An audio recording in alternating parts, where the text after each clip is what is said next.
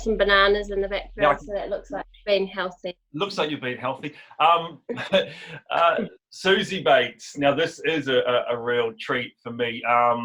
Genuinely one of my cricket heroes. And I know that sounds weird, don't laugh, but genuinely for A, longevity, B, you bat, you bowl fast. Well, you have bowled fast. You're slowing down a little bit now. But thank you so much. This is a genuinely thank you for being with us. Thank you. Thanks for having me. I do remember you spending a bit of time with the White Ferns, so it's nice to see you again. It's been a while, but happy to have a chat when we're looking for things to do at the moment, aren't we? How was and speaking of things to do, how was yoga this morning? Yeah, it's going pretty well. The White Ferns trainer, Scott Wren, sort of set up a once a day, we get one day off in the week, yoga session that we do sort of virtually. So sometimes I turn up and I'm not really feeling it, but by the end of it, it's all good. And you get to see everyone and say hi for a little bit. So it's been a good way to stay connected. Is it a bit of a, while, I mean, I'm sure you all take it super seriously, but there's a bit of a giggle time, isn't it? There's a bit of sort of changing room chat, if you like.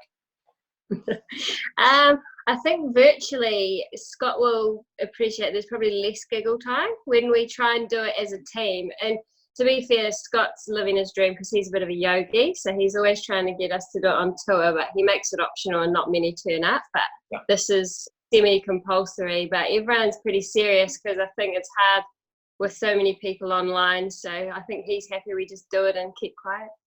But is it good to do that though? I mean, you do need things to do, so great on Scott for organising it. But and you just said you're maybe not always there, but it is something to do, isn't it? It does keep you girls, you women together a bit tighter than maybe you would. Yeah, I think it's been really good. We were meant to start training again this week after a bit of a break, and so he's put a bit of a schedule in, and we know when we've got yoga, we know when we're meant to be running and lifting. Well, in our garages doing body weight exercises, but I prefer that anyway. Who needs big weights? So yeah, it's kind of given a bit of structure to our week this week, which I think everyone's really appreciated, and a time when you can sort of let the days go by.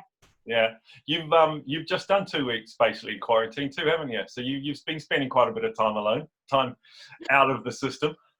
Yeah, if you may say I'm going a bit crazy, I don't know. I've not been around people, so it's just me and myself. But yeah, I got back from the UK. I went over there to have a bit of a break after the World Cup, and then realised pretty quickly I needed to get back to New Zealand. So I had 2 weeks isolation just before the lockdown got enforced. So I'm enjoying getting to know my house, which I haven't spent much time in, and doing lots of things. Cleaning, I'm trying to clean, but it's not really happening, but doing lots of things. Cooking, I don't have to do much in my everyday touring life, so it's been quite nice actually so far. How much time are you spending on the road at the moment? I know certainly women's game has, in terms of exposure and also in terms of competitions, it has exploded, not fully exploded, but I think you understand. How much time are you getting at home versus on the road right now?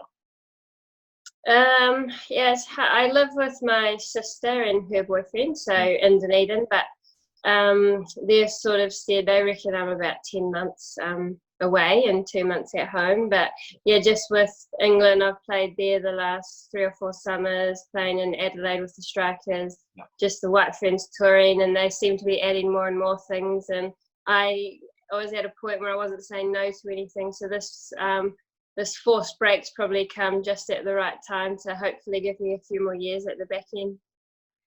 Hey, you've kind of answered 2 questions there at the same time.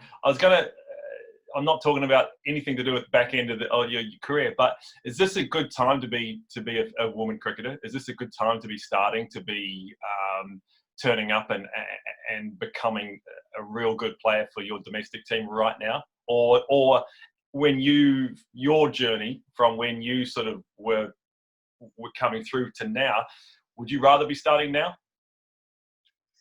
Yeah, I'm 50-50 on this one, because when I started it was very amateur and it was purely just a hobby, and You know, you trained as hard as you liked. You made to go to training. You did what you wanted to do, and you were sort of self-motivated. And I was able to play other sports and do full-time study and had a bit of a balance. But I probably got to about 25 or 26 and thought I was going to have to stop playing cricket or sport in general and get a real job, as so they call it. And then that's sort of when contracts first started. And so now for someone like Amelia Kerr, from the word go, she's been a professional athlete, which would have been my dream growing up. But I just think with that comes a lot of pressure and expectation as well that I didn't have as an amateur athlete. It was all just a bit of fun, and you know, no one really knew too much about what was going on. It was only sort of your close family and friends and the close circle. So there wasn't those external pressures that there are now. So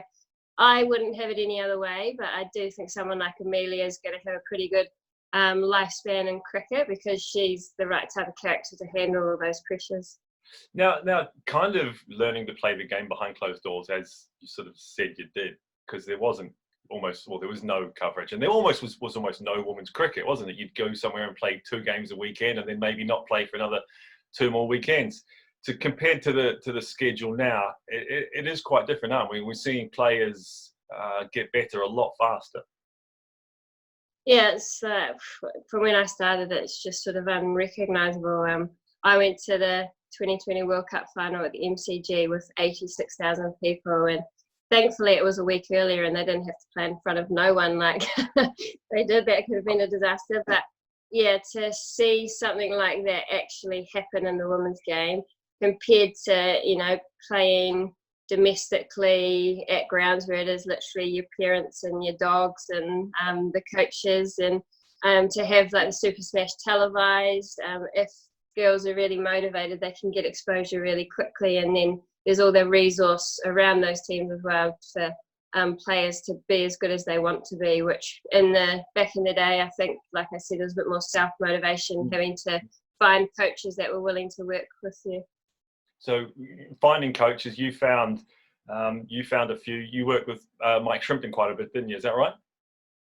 Yeah, he was someone, I think it was about 2013. I'd had a bit to do with him, but he'd never directly coached a team. And he came to the World Cup with Katrina Keenan, and she got him on board to support her because she was a reasonably new coach, and we just hit it off. He just wanted to throw balls in the nets for hours and hours. And I remember after the World Cup, I just felt like I wanted to work with him. So I kind of took it upon myself to flick him a message and said I was willing to travel up to Napier, and we'd just have sort of week-long mini camps. I think he wished he could do it with all the White Ferns, but at that time, most were working or studying. So I was just in a position where I had that time, and yeah, we'd just train for the whole week. And sometimes it was before a tour or just in the winter when I was a bit bored. So no, he was great. So it was really sad when he passed away, and I feel like my technique's gone a little bit backwards since I've lost Shrimpo. That's really nice and really sad and really nice kind of. Are there many other people that are as willing as I guess Mike was back then? Are you finding that there's more access to that now because there is a little bit more publicity around the game, or is it still hard to find people that just love it? Yeah, I think I probably took him for granted at the time. Like, you don't find anyone that loves cricket as much as him. Like, I think I love it, but yeah, he just, you know, when you're throwing as a coach, you're probably thrown at players who want to hit and hit and hit. Yeah, I'm one of those players, but he wanted to throw more than I wanted to hit, which I've never experienced in my life. So he's very rare. But I think as well, with the game becoming professional, you get coaches that it's now a job, whereas for the women's game, for whatever reason, he just felt he wanted female cricketers to have the same opportunity as men, and he had to do most of that volunteer, and he just did it. There was no, if he had $1 for every ball he threw, he would have been a millionaire. But yeah, it is hard to find those types of coaches in the professional era, but there's some very good coaches around the women's game now. It was kind of left to there'd be one coach and then a few dads, wasn't it? And I don't want to take anything away from mums that have gone that have played cricket for Wellington, like Joe Kerr, Amelia's, the Kerr daughters, but it mostly was dads that were kind of doing a lot of the coaching work, wasn't it? They were doing that groundwork. Yeah, I think if you think about some of our best white ferns, Sophie Devine, I know her dad was a very competitive cricketer and probably helped her a lot, and she had a brother as well. Amelia with Robbie, who was a Wellington cricketer. Yeah, Joe's mum played as well. She played for Wellington. Yeah, yeah. Good. Shout out to Jo. She, I'm sure she taught Amelia everything she knows. Her fate, her dad as well was a country cricketer. So yeah, I think it was, you had a really keen father most of the time, not always. Oops. Yeah. And yeah, then you sort of got involved in. For me, it wasn't so much my dad; it was two older brothers that I just wanted to play with in the backyard. Yeah, yeah. And then you started bowling too fast for them, or? Yeah, pretty much. No, I remember Tom used to make me. We had like this short alleyway, and he used to make me bowl like 2 meters from him, so it was quick enough. So I was allowed to run in and bowl really closely. But it's probably why I bowled a few bounces back in my heyday, because my length was all mucked up. You still trying to bowl fast though? Oh, we're losing. Sliding. We're on the slide. There we go. Get those bananas back in shot. Make it look like healthy lifestyle. I don't know what's going on here. I haven't got the technical setup that is required. Oh, now I'm going a bit low. That's right. Don't stress. Hey, have you got if you've got a rubber band anywhere, they're really good because you can slip it under the phone and it won't slide. Oh, I've actually got you on my iPad. So yeah. Oh, okay. Okay. So that will weigh. Yeah. You happy with me there? That's fine. Yeah, that's all right. Yeah. That's cool. Where were we? Your brother's bowling short, and then you still trying to bowl fast though? Are you still consider yourself a fast bowler? I take a lot of heat from the fast bowlers in the white ferns, Leah Tahuhu in particular. I run in as fast as I can, but it tends to, I roll my fingers over, or when I do try and bowl a bit fast, it's not that fast. But accuracy is important. Yeah. Is it to an extent, and I know what the answer to this is, that sometimes the quicker you bowl in women's cricket, the more you can get hurt. Is that with your slow balls? Is that becoming a lot more of your sort of weapon? Yeah, it's a bit sad sometimes. You saw in the World Cup, sort of like you had 4 or 5 spin bowlers in teams, and it was the slower the bowling, the more difficult it looked. And I think we sort of felt like we were moving away from that, and we were bringing in some fast bowlers with Leah and Sophie, and Rosemary Mayer coming through, Hannah Rowe. And then the Australians have had a couple of quicks, but the fastest got injured just before the World Cup. So I feel like that's probably the next step the game needs to take, is actually that pace over 120, getting close to 130s is what's really going to make it a different spectacle. But look, there's some skill around some of those spin bowlers, like Poonam Yadav from India, the leg spinner. She's one of the toughest to face for whatever reason. Mm-hmm. So look, I didn't want to spend too much time talking about real cricket, but South Africa, would they have the best all-round attack with the quicks and the spin? Yeah, I think probably them in England have a pretty well-balanced attack with the left-arm spinner and Anya Shrubsole, but then, with Cap and Ishmael, they've probably got the 2 best opening bowlers in the world at the moment. And then the captain, leg spinner, name's just gone. Van Niekerk, Anyway, 2008, Suzie, that was a pretty good year for you, wasn't it? In 2008, gosh, that's a long time ago. It is, but it isn't. It is, but it isn't. Yeah. Very true. I obviously was a very keen basketballer, so had the opportunity to play in the New Zealand team. How did you juggle because you were you're in cricket at that time as well, and you were juggling 2 sports kind of at an elite level. How did you do that before we get to the Olympics?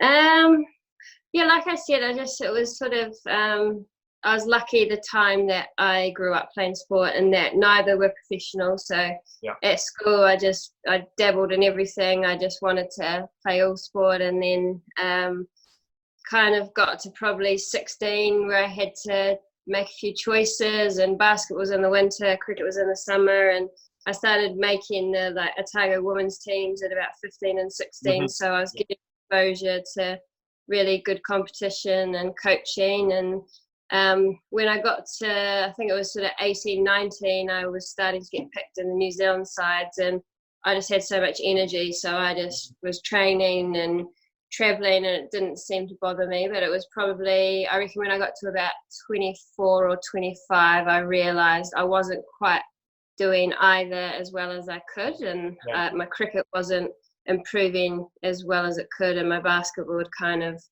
plateaued a little bit. So I felt like I wanted to try and be the best in the world at something, and cricket just had probably more opportunities at the time. Yeah. Okay. So you're getting picked for an Olympic, and I get to talk to an Olympian. This is kind of cool as well. But it is one of those. It's sort of it's a really strange sort of thing, because no one really remembers or thinks of Suzie Bates, the Olympian, which is a little bit unfair given what you've done and what you're still doing. Do you feel that, I know you're going to say no, but you would like to be recognised for that a lot more than maybe is given? As an achievement, Suzie, let me put it that way. As an achievement, that's pretty damn cool, yeah? Yeah, I think it's probably close to, if not the highlight of my sporting career. So yeah, it meant a lot to me at the time, and like the whole experience was just something you just can't even, you sort of pitch yourself the whole time you were there. I was 19, girl from Dunedin at the Olympics, just living my dream. And the fact that I guess I didn't go further with my basketball as well, it kind of, I kind of forget how much work I put into it. I remember all the stuff I've done with my cricket, and but at the time I worked really hard to achieve that goal. And look, sometimes I think for a while it was always like Suzie Bates, double international, like anytime my name got mentioned, and that was probably a bit much. So it is something that I'm so proud of, and will always look back on and have really good memories. No, I just think that is just ridiculous, Suzie. Massive respect for anyone that can do two sports, let alone two sports that are so dissimilar. Hand-eye coordination, a bit of movement, but that is ridiculous. Do you miss your basketball? Do you still play a bit, sort of warm-ups, and not warm-ups, but in gymnasiums when you find your hoop, hoop? Yeah, my sister's boyfriend quite likes basketball, so going down to Unico every now and then. But actually, the last time, I think when we stayed in New Plymouth, they had at one of the hotels, they had an outdoor hoop, and Hannah Rowe is quite a good basketballer, and Amelia Kerr rates her basketball skills. So before 2020 games, we'd go out to sort of casually shoot just for something to do, but it turned into quite competitive basketball. And I do really miss it, but then part of me, just the injuries you can get with ankles and things, and with cricket contracts these days, I'm a bit nervous to get too into it. But maybe Masters games when I'm fully retired. Hey, do you miss that physicality though? Because it is a non-contact, but it is a sport that is bumps and knocks. Do you miss that? Yeah, I think that's what I probably loved about basketball the most. Was it wasn't just the games, it was the trainings could be really competitive, and you could win in training. And like in cricket, it's really hard to replicate a game, and as much as you can have scenarios, you can't get the same quite competitive aspect. So I used to love trainings as much as games, when you played 5-on-5 or you did drills that were really competitive. And I do miss that in cricket training. Sometimes I can get a bit bored at cricket training. This is the question I was going to ask earlier, is like, which one at the time, so when you were doubling with your basketball and your cricket, which one felt like training and which one felt like playing? So at the time when you are both training, did basketball feel like you were just playing, as opposed to cricket? It's a bit more regimented and a bit more structured? I think I always loved batting, so doing batting. Yeah. But I did sometimes struggle with winter team trainings in the nets. That wasn't my cup of tea. But then when I got to a higher level in basketball, trainings were quite a chore because they were so tough physically. Just the whole, we used to have 3-hour trainings and you'd do twice a day. So you'd maybe train 9 till 12, have lunch, and then train 4 till 7. And I just remember times I'd have a nap and we're at camp, and like getting up to go to the second training of 3 hours was a real mental battle. So I loved it, but when it got to the next level, it was pretty hard out. That's so cricket was your release then. Cricket was the fun one, going and having a bat. That was the one that was actually playtime as opposed to basketball. Yeah, that was relaxing. I did like just going and shooting some mates, but I felt like with basketball, I was always on the fringe of like the New Zealand team, so I had to work that extra bit harder to make the sides, and it probably didn't come as naturally as cricket, and there was a lot more competition for spots, I felt, at the time. So cricket, I sort of knew my place and felt comfortable in most teams. Basketball, I was always trying to impress the coaches and make the side. What does Suzie Bates do in those 2 months when you're not dictated by cricket? What do you do? Are you a bushwalker? Are you go and fly fish? What do you? No, I love it. Not much of a fish. I'm not patient enough. But I generally get back to Dunedin or New Zealand, and last year my dad had just bought a caravan, so I got him to take that up to Central Otago and just put it in a camp and just walk and bike, and I just get in nature. I do love still doing fitness stuff, whether that is going to the gym or doing it outdoors, and probably just in my time off changing it up. But I do have a little bit of a attitude. Sometimes I need to just relax, but I'm like, oh, this is the 2 months off. This is when I can make some gains while other people are resting. So sometimes I need to actually have a break before I get into that mindset. But it's pretty much just catching up with family that I felt like I haven't seen for the rest of the year. So you still have that real want to get better, want to be better than the other person kind of drive? Yeah, it's probably a little bit mellowed in my older age. That with how much we play, like you used to be able to train all winter for the 3 months of summer, whereas these days it is a balance of getting away from the game to mentally refresh. But I still, I think Amelia Kerr's probably brought that back into me a little bit, because she's so competitive, and you want to keep up with the best younger players in the team. So I feel like she's sort of scratched that itch a little bit, and I'm always seeing what she's up to and trying not to let her overtake me. Is it quite competitive? I know exactly what you mean, because I know the people that when I was one of the older guys in the Wellington team, when there were younger guys, I did not want to be. I wanted to be fitter than as many of those younger players.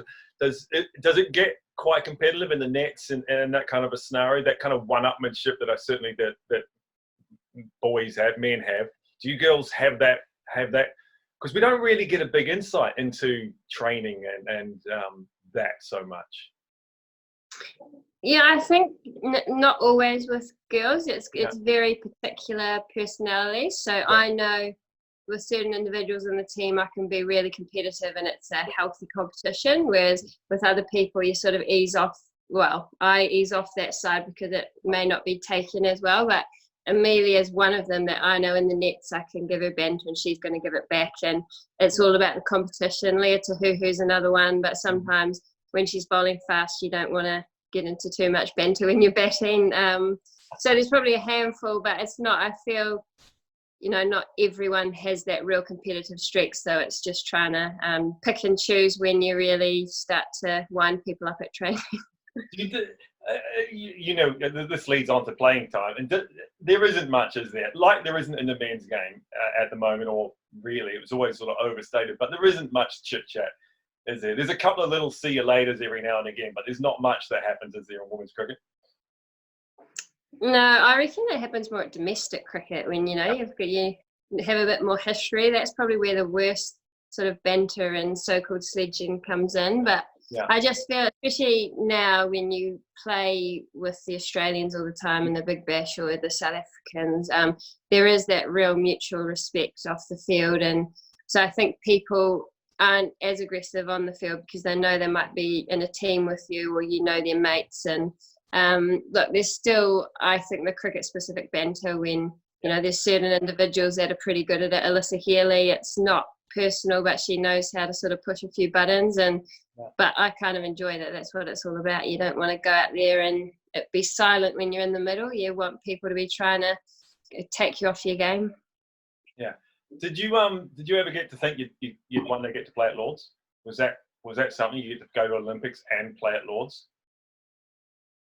I think as a female cricketer, because you didn't see it, or like it's not like you watched the women's test at Lords, and it didn't seem like an achievable goal, so it wasn't really something I consciously thought about. And then it kind of happened as we played before the men's 2020 World Cup final, and I think it was 2010. But because there's not the history of women playing there or the New Zealand side, I don't feel like it was still amazing, and like anytime I played there I've loved it, but there wasn't that same historical feel that probably the men get from playing there. What's the ground for what's the ground that you wished, or you have got to play at, or you wished you could have played at? What's that one that holds a significance to you, to maybe other in your sort of position? Is there any ground that's held in that sort of high regard to go and play it? I think everyone loves playing at the Basin Reserve, and I think that is because it's a really nice ground for women's cricket, because you get the people on the banks and it's got that nice feel of people close to the ground. Whereas if you play it like even like the SCG, we never play in front of a packed house, so the feel of those types of grounds don't have the same feel as the men's grounds. I think like we love playing at Hagley Oval because it's just a really picturesque ground. But the stadiums don't have that same feel, that because we're not playing in front of packed houses. Yeah. So we might be too. Wow, 86,000, and you were one of them. How does that? I was one. Yeah. How does that make you? How does that make you feel? Yeah, I regretted not going to the final in England, the 50 over. Yeah. I was disappointed with how we'd gone, and I just at the time was like, I don't want to watch it. And then afterwards thought, you know what, it would have been a pretty cool spectacle. So I promised myself, whether we made the final or not, that I was going to go to this one. Yeah. And I woke up on the morning and I was a little bit like, do I really want Australia? Do I want to watch Australia win this? I don't know how I feel about it, but got on with it. We met at the Duke of Wellington actually in Melbourne. There was a few Kiwis that congregated there. And when it was walking to the stadium, like across the bridge, that I was just like, well, holy hecker, like this is like my memory of going to an All Blacks game or going to like the Adele concert, not going to a women's cricket match. So from then on, I was just kind of like goosebumps and thought, how cool is this? And then Katy Perry played and the crowd was packed, and it was just, the game could have been better, but in terms of the spectacle and the fact that they were able to get 86,000 there was pretty cool. 2021 chance to play in front of a big crowd here, I guess. Next chance. Yeah, I think we are all pretty excited about that, because we feel like we've got a bit of momentum playing in New Zealand, and just with I guess society getting behind women's sport in general. So if we can play well and play a good brand of cricket and make it to the semi-finals, I think we'll get some really good crowds. And it sort of gives me goosebumps thinking about that. And the girls are pretty excited. So it makes this isolation training. We do have a big ferret at the end of it, rather than just in our garages. Doing press-ups and sit-ups for no reason. So do you think Kylie will come, or do you think Katy Perry will come back for round 2? Who do we get? Kylie, Katie, Adele? Who do we get? Yeah, I'm thinking like 660 or something, like Kiwi flavour. But you know, they might want a female, but we Yeah. can, you know, add a Nika Mola to 660 or something. Nice shout. Oh, I had a that's right. What's it like not captaining? That's a real blunt question, and I know it is, and I know there's a lot more emotion around it, and I should have phrased it better, but I think you know what I mean. How hard was that, and how what's it like playing under? You've now had 2 different captains, haven't you? Yeah, it's, I guess when I first took on the captaincy, it wasn't something that I had ever wanted to do when I was younger. I had like Sarah Sukigawa, and she was the captain, and I had no real ambition. And then Gary Stead became the coach, and Amy Mason retired, and it was sort of thrust upon me, and I sort of wasn't ready at the time. But then after a while, I realised it would be a good opportunity. So initially I really struggled with it because I was just so fresh and had not kept it. Were you given the captaincy because you were the naughty girl? You know how they always give Yeah. the captaincy to the naughty kid?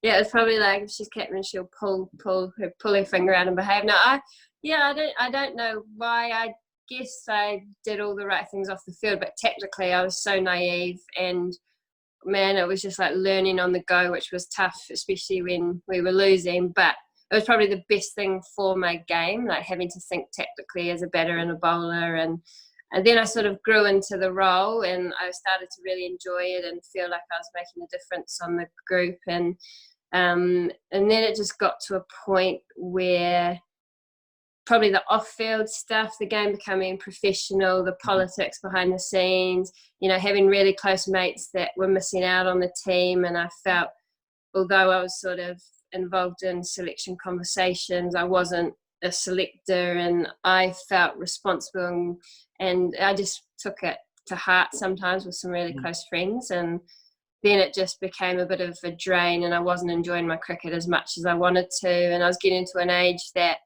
I thought, what's the point if I'm not enjoying it? And I, like, as much as I know I can and I have, maybe this is a way that I can keep enjoying the back end of my career. And yeah, it's been probably harder than I thought. I think once I let go of it, all the off-field stuff, I was like, oh, thank goodness I don't have to deal with that. And my time away from cricket really felt like time off. But then sometimes out on the field, I was a bit like, oh, I'm a bit lost. Like, what's my role here? But I've sort of, now it's been probably over a year, and I've really enjoyed just being able to play and help out Amy and Sophie.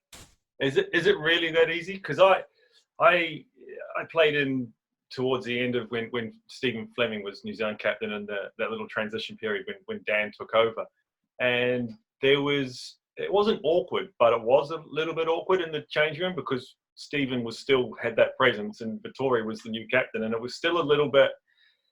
Still go to Vittori, but then we'd all still look out the side of our eye, waiting for Flem to say something. Is there an element that kind of happens in the changing room, and there's an expectation for you to kind of pipe up as well, or do you feel that way? I think, no, I felt really awkward at first because I was sort of sitting back, but I still was a senior player, so that I couldn't just totally wipe my hands of everything. So I felt awkward. I don't know how other players felt, but with Amy, I kind of got into a good rhythm. She, you know, her way of going about it was doing quite a lot of prep off the field, and she involved me in that. And then on the field, she was sort of in charge, and so you get used to that dynamic. And you know, I was always willing to run up to either of them if I had a thought, but also knew from being captain that it's not helpful running up to them every over. So I had a bit of awareness of what was helpful and what wasn't. And then with Sophie, she was a little bit the opposite. Like, she's more an instinctive, less planning. So off the field, we perhaps didn't talk as much. And then on the field, we had a really good rapport as the game was unfolding, and we've played a lot of cricket together. But there was a bit of a transitioning phase, but they still can't shut me up. So I did try and sit back a little bit, but now I'm still, I've got a lot to say. But Bob sometimes, you know, tells me that I'm not captain and reminds me. In the nicest possible way, I'm sure. Yeah. Hey, something you said just there about being captain and team selections, and and you were finding it difficult when friends of friends were missing out, if you like. Is it, and I guess you can't really answer this from another perspective, but it seems to me that it is a lot more personal in the women's game, because it isn't, because you haven't played as much possibly, and so those selection decisions come as, because it's a big more group of friends, or it has been. Is that a fair summation, that it's harder that way because it is a tighter knit society? Yeah, it's probably because the numbers and the competition haven't been there. So to get dropped, especially if you've been in the team for a long time, is quite a shock, because it doesn't happen all the time, and there's not heaps of rotation because we didn't used to play heaps. So you picked your best team because there was limited opportunities. So yeah, and I think like the one that probably I struggled with the most was Sarah McGlashan, and she had been a great player for such a long time, and it was the things off the field she did. So yes, they may have mentioned her record and tried to bring that up for selection reasons, but like it was just how much of a loss she was in the culture of that group. And and it's just people in the past, I feel like in the women's game, people of her sort of experience had the right to retire when they were done. People weren't dropped, and sort of but that's now changing with the game being professional. It is now more common. So it was perhaps at a time we were transitioning from amateur to professional that I struggled with. So there's an element of the game is, again, wrong word, Suzie, I apologise. There's an element of the game growing up. There is an element of the game that is maturing, Yeah, no, absolutely. And that's just the nature of jobs and professions now. And it wasn't our profession then, whereas now, if you're not performing, well, there's contracts out there now, and there's younger players that they could invest in. And so it is a slightly different dynamic. Is that a real lot of coffee over your right shoulder? I've got an espresso machine. Yeah, up on top of the shelves. Is that a whole lot of coffee? Oh, no. That's actually protein. I would like to say it's my protein, but it's my sister's boyfriend's protein. He's a rugby player. So I do sometimes chuck it in a smoothie. Sure. But your sister's netball as well, isn't she? She's doing all right still with netball? She actually hasn't. She finished this season. She played for the Steel and got a contract, but then had to finish her teaching degree. So she was sort of at an age where the netball contract didn't really justify her not finishing teaching. And she's finally got her first job this year, and she's worked there for about 3 weeks, and now she's got a month off. Perfect teaching job. It sounds like all teachers. I trained as a teacher because I realised that they were going to be good holidays. Never went. So for competitive kids, and always one of you was going bound to do well, and you've had a couple that have came to professional sport. It is a big part of your growing up, those your brothers and sisters, or your brothers and sister, having all that free time to just go and goof about and play sport. Yeah, my parents were sporty. Like mum say she was really good basketball and netballer. We never saw. Dad was actually tennis. She claims that that's where the basketball talent came from. And you're so mean to your mum, aren't you? I'm so mean to my mum. She was probably very good. Dad was a tennis coach before he had to get a real job to support the 4 of us, but we all sort of started in tennis. I reckon I just got to a point that I was going to their soccer. It started with soccer, and then it went to rugby and their cricket on Saturday, and I didn't want to watch. I was like, I want to play, and anytime they had their mates over, I wanted to join in, and that's probably just trying to prove that I was good enough to play with them and their friends was probably where my competitive streak started. I wanted to feel like I was good enough to play with the boys. and you did, but you must have played, given how it was back. You must have played a lot of sport against boys all the way through college as well. Yeah, Saturday cricket from when I was about 6 or 7 was with the boys, although I did have a group of 2 or 3 girlfriends that sort of went through to high school, so there was always a small group of girls playing cricket. Rugby, I played with boys the whole time. I actually remember going on a bus for like an age group. I think it was like the Tiger under 11 team or something silly. And we went on a bus, and then I got to the ground in Timaru, and I had to get changed in the umpire's changing room, and then I just felt so out of place. I've never been so nervous. And then it was probably when I got to high school, I started just playing all girls cricket and all girls rugby, and I actually didn't enjoy it as much initially. I really missed playing with the boys, and basketball was the same. I got kicked out of the girls team and I had to go play with the boys, and I remember crying to mum because I think I was a bit of a ball hog, so they sent me to the boys team. You were too rough, weren't you? Yeah. Well, you're quite shy. I'm not gonna, you're quite. You don't spend a lot of time in front of the media, given your stature and what you've done in cricket. Your decision, or just something that doesn't come your way? Do you like being a little bit more elusive, I guess? Or am I don't know.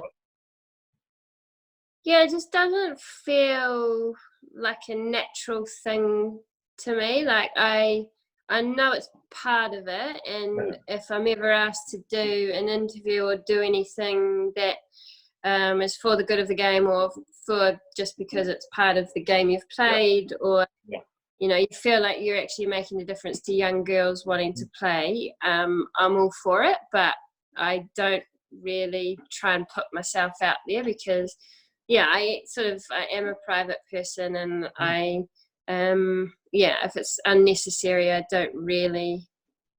And I don't know why that is. It's just how I enjoy playing the game without all that external sort of noise. And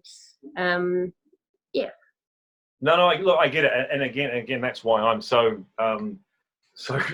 happy you said yes. I was quite sort of like, I was kind of expecting when I flipped your message, like, I'm not sure, and I was kind of expecting to have to maybe sort of try and twist your arm and play as many polite cards but you're the best, you're the queen. I had to, so I am. I'm hugely grateful because what else have you got to do anyway?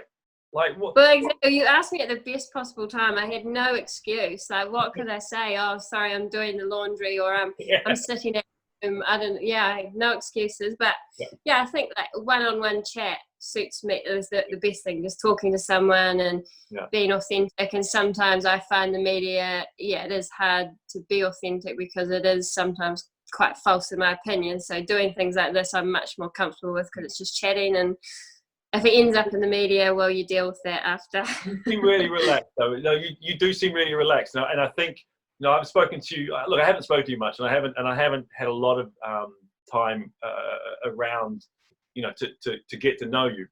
But in the brief interactions, it did feel that you do the minimum because that's what you do. But it's you do seem quite chilled out at the moment, and that's kind of cool. Maybe age, maybe whatever, but well done. What next? What next? What do you? Obviously, you could keep pushing with cricket because you're not anywhere near done. But what's the next big challenge after the World Cup? What does Suzie Bates do? I think that's where this time's probably come at a really good time for me because I don't have to perhaps wait until I retire to have this kind of quiet space where there's no cricket. And I've sort of joked with my dad that I probably was just constantly running on the treadmill and keep going. But through this unfortunate situation, I've actually been forced to kind of get off. And even in the 2 weeks, I felt like it's just given me time to just get a really good break and think about what I do want to do. And I know for sure that I want to keep playing cricket because I love it and I'm fit and healthy, and there's so many opportunities still out there. So there's still a lot left in me, but it's hard. Is there a bit right now where it's like, I can earn the money right now that I didn't get to earn at the start of my career? Is there a little bit of driving force in me? Because there certainly bloody would be for me, given the disparity in pay that there has been and there still is. You get a chance to earn money, and it's like, damn right, I'm going to take it too. Is there a bit of that sort of driving you? It's not so much about because I didn't get it in the past. It's more like I'm doing what I love and I'm getting paid. I'm going to do this for as long as I can. Okay. Like, so it's more about, I can't think at the moment how I feel about cricket. I can't think of something I love as much to get paid decent for. So it's more, that's the motivation. But in saying that, when I first started, I studied physical education. I was going to do teaching and be a teacher. Yeah. And there weren't the same opportunities that there are now in the game. So it's kind of probably made it more confusing, because I'm like, well, there's media, there is the opportunity for female commentators, but we've talked about in the media that's not necessarily my love. But when you're desperate for a job, sometimes you do those things. Yeah. There's coaching all around the world now. There's professions for female coaches. So I've sort of started to broaden. You're not an umpire. You couldn't umpire though, could you? No, I couldn't umpire. I'd be useless. I'd be too sensitive. So if I liked someone, I wouldn't want to give them out, or I'd feel sorry if the team was doing real badly. I'd be like, no, not I'd be useless. That would not be. So I think that's what I'm going to try and do the next few weeks, is really think about what my first options are going to be when I do finally stop. I do love young kids, and I've always enjoyed coaching, but sometimes I think of teaching and I'm like, oh man, that's full on. But what about coaching though? You had Haiti Tiffin was coach of the women's team, and Maya's done it up in Auckland quite a bit. There's been quite a few in and around New Zealand that have got to some decent positions. Is that you already do it, don't you? Let's be fair. Yeah, I feel like that is one advantage, is that I've had to do that during my career, is sort of part-time work. And I think just with trying to get women and girls to love cricket, you sort of feel like that was your obligation, because there weren't that many role models. But I don't know, it's hard, because I guess I can ask you, but when you finished, I sort of had this part of me that wants to get away from cricket for a bit. Because I've done it for so long, and maybe I need to kind of do something else and then come back to it. But then when you get presented those opportunities straight after, it's hard to say no, I'd imagine. Yeah, look, when I finished, I sort of pushed hard to try and get media, and it was there for a bit, and it was there until I got really grumpy at the game around 2015, when ICC and ECB, BCCI and Australian Cricket sort of took over the show, and I got really grumpy, and I did a lot less, and then went and got a normal job, and now I'm sort of thinking about sort of spending more time in tide cricket, because that little break, I think, I think you start working on stuff now. Gee whiz, start working on media, because you get paid to sit down and talk cricket. Sweet. Yeah, true. No, just the cameras. If it was if I can do it behind the camera, maybe radio suited for me. But yeah, like you say, you just don't know, and you say yes to the opportunities, and I may love it. I don't know. Well, look at Frankie Mackay. She's doing radio and doing a bit of TV, or doing quite a bit of both. Always been opinionated though, so always has had. No, I know. I've known Frankie a little bit. We've had a good few little messages over social media and stuff, but opinionated, so perfect for what she's doing. Those roles are a lot more. There's a lot more of those roles for people like that, people like Frankie, isn't there?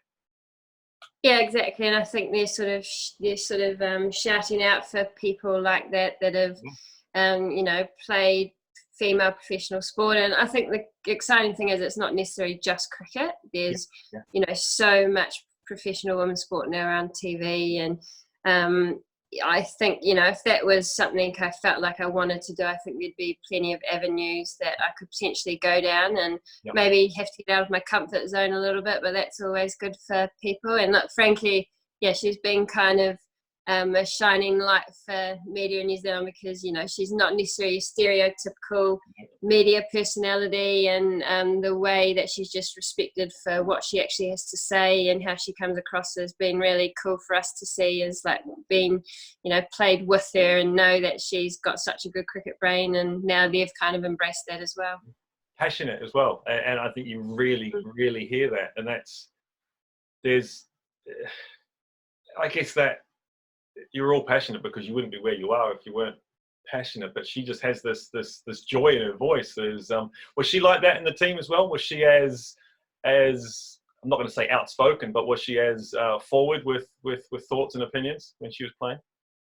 Yeah, absolutely, and probably sadly it was to her detriment. Like, yeah, I think she perhaps, the female coaches, when like with Gary Stead, she could be opinionated as she wanted, and he'd about to fight back, and they'd have a good discussion, and then they'd move on. But that sometimes was to a detriment in other environments when they may have felt it was disrespectful, whereas everyone else just saw it as her seeing a way we could do it and her voicing that. And like you say, like I talk about Shrimpo loving cricket, like Frankie's probably very similar in terms of how much cricket she watches, and she could just talk about cricket all the time, and she just absolutely loves it and just is so knowledgeable about world cricket because she just loves watching it. She's a bit of a nuffy. Yeah, I agree. But there is this so along with Frankie, and you mentioned your sister earlier about sort of making the choice between netball or going and finishing university and starting a teaching job. Is it going to get harder for people like your sister in a couple of years' time to go and get an education, because the money is going to be that little bit better? Is it going to be easier for your sister? She goes, actually, do you know what? I'm going to stick at netball and I'll do my university afterwards.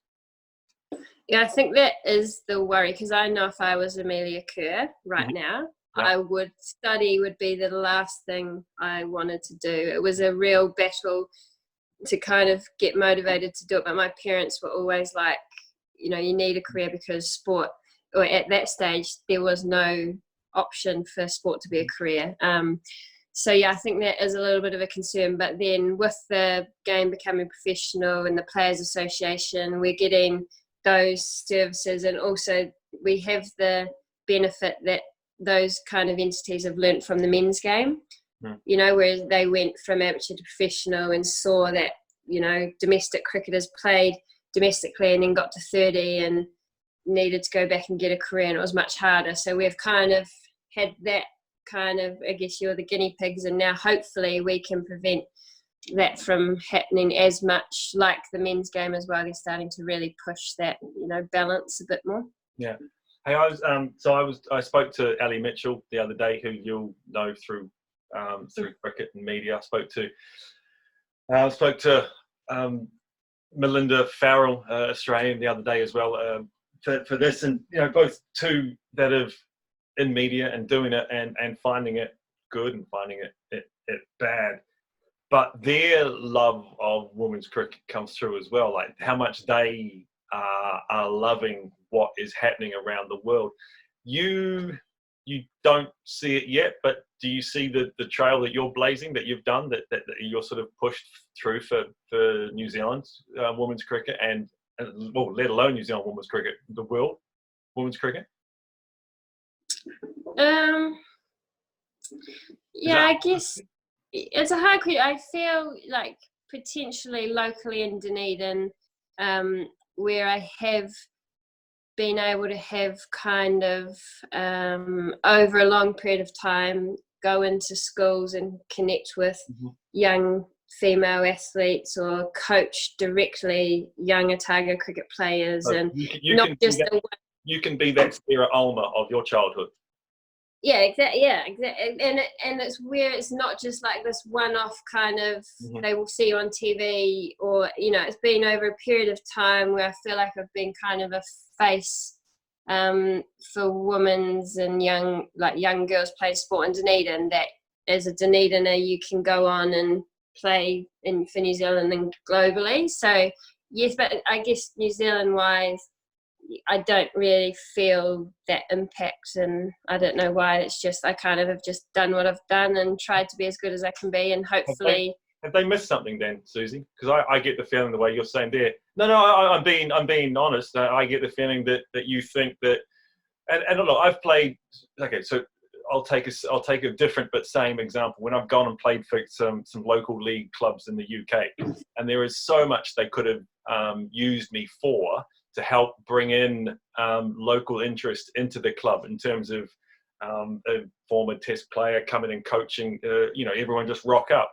And there was an element, there was loads of stuff that I thought the club would organise to help promote it locally that they didn't do.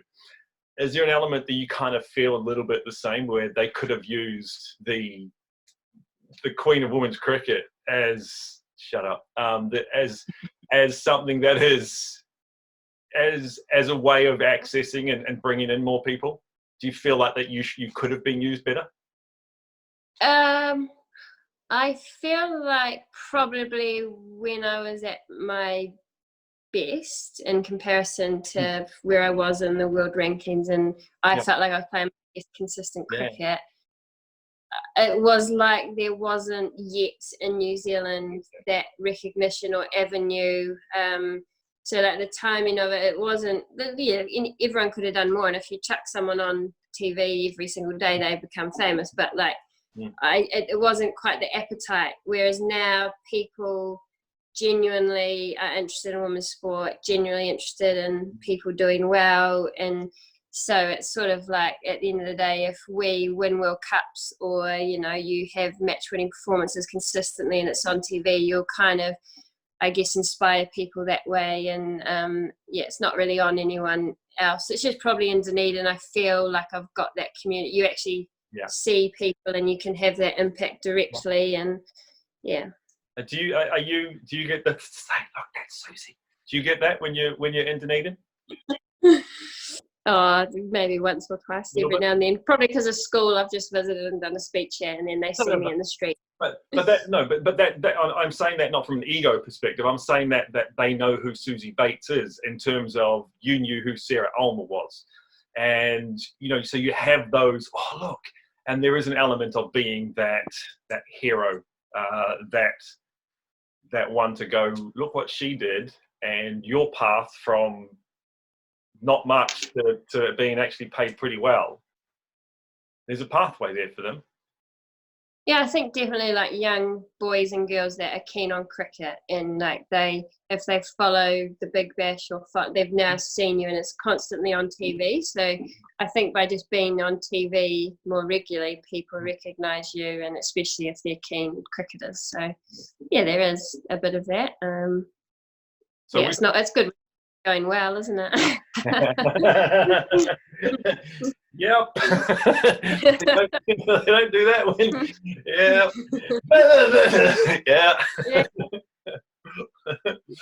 What's the funniest thing you've ever heard shouted out from a crowd? Because I go back and I remember I've watched quite a bit of women's cricket, and there's often not many people there, so everything can be heard. What's the funniest thing you've heard shouted out off the top of your head? Okay, well, there's probably two off the top of my head. One is not so funny, but I can laugh now. So sure. The first one, it was kind of, the first time we were playing. I think actually you played in the game at SCG. We played beforehand. Oh, yep. And I remember we had a few drinks after the game, and I do remember that game specifically. But anyway, I was on the boundary, and there was some lads in the crowd, and they were just going, "Oi, master! Oi, master!" constantly. Us game, obviously, don't need to go there, but funny guys. Yep. And they just kept going, like, honestly, until I turned around and acknowledged it was just master.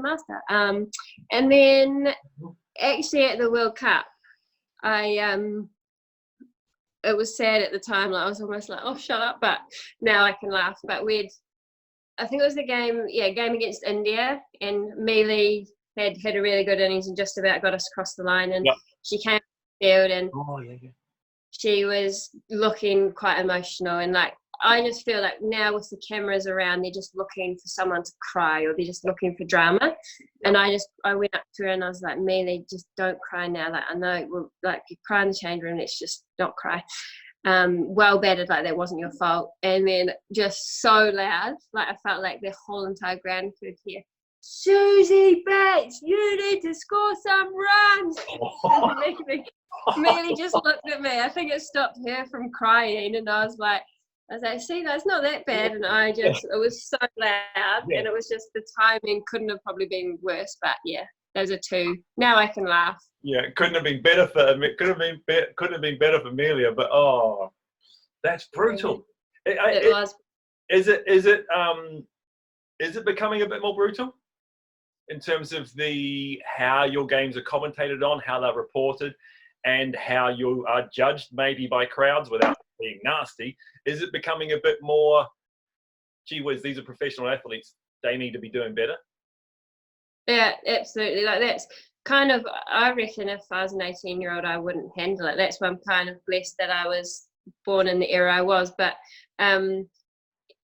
that's the danger, is like when I was playing, it only really got talked about if you went well. So if you scored 100, then it finally made a little section of the paper. And if you scored a duck, no one knew about it. Whereas now it's good or bad.